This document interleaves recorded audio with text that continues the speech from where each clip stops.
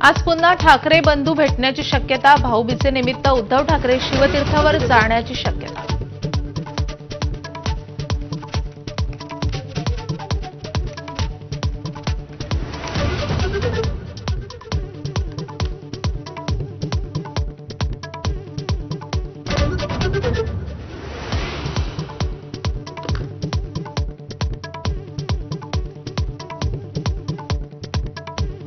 सरकारची बालनाट्य स्पर्धा वादाच्या भोवऱ्यात।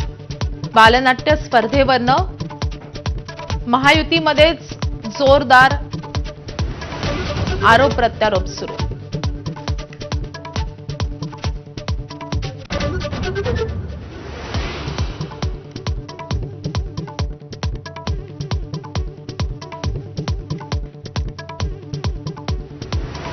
पुण्यामध्ये महायुतीमध्ये धंगेकर विरुद्ध मुरलीधर मोहोळ वाद आणखी पेटण्याची शक्यता। घोटाळ्यातून वाचण्यासाठी खोट्या बातम्या पेरल्या। रवींद्र धंगेकरांची पुन्हा मुरलीधर मोहोळ यांच्यावर टीका।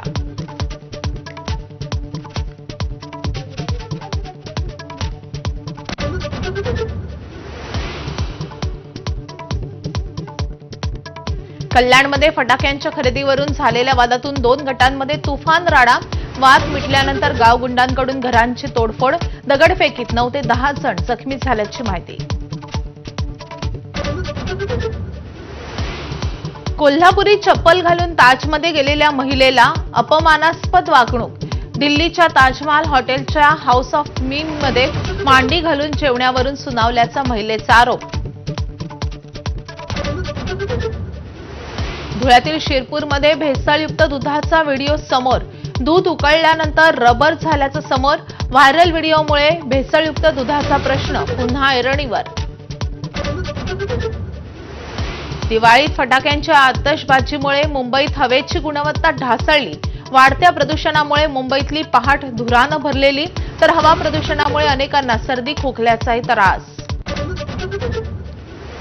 बिहारमध्ये महागठबंधनमधील रस्सीखेच जवळपास संपुष्टात। मुख्यमंत्रीपदासाठी तेजस्वी यादव यांच्या नावाची आज घोषणा शक्य। अशोक गेहलोत आणि लालू यादवांच्या बैठकीनंतर तोडगा। ट्रम्प पुतीन यांच्यातील बैठक रद्द झाल्यावर पुतीन ऍक्शन मोडवर। रशियाच्या 2 बड्या तेल कंपन्यांवर प्रतिबंध। युक्रेन युद्ध थांबवण्यासाठी आर्थिक नाड्याही आवळल्या।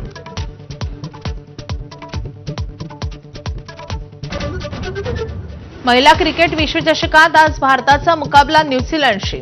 आज पराभव झाल्यास भारताचं आव्हान संपुष्टात येण्याची शक्यता।